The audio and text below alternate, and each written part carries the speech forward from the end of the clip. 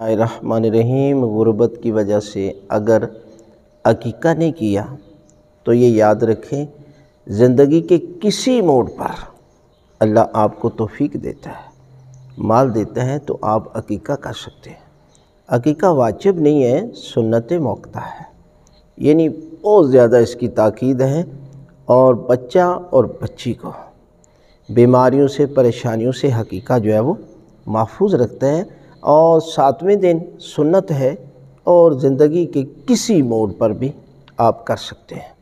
बच्चा हो तो 2 बकरे, बच्ची हो तो 1 बकरा, यानी अगर एक भी दे दें तो हकीका हो जाएगा।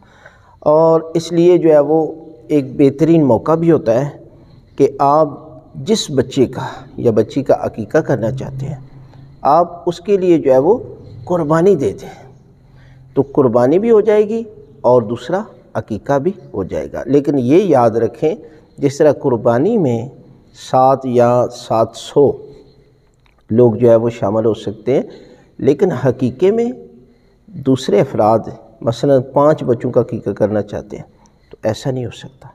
एक बच्चे की तरफ से जो है वो आप अकीका करेंगे। मसलन 7 एक बड़ा जानवर ले लेते हैं तो क्या 7 बच्चों का अकीका हो जाएगा? नहीं, एक की तरफ से बड़ा जानवर हो या छोटा हो, एक की तरफ से हकीका होगा। लिहाजा आप फ़ायदा उठाएं, कुर्बानी करें और इसके साथ साथ उस बच्चे या बच्ची की तरफ से कुर्बानी भी हो जाएगी और हकीका भी हो जाएगा।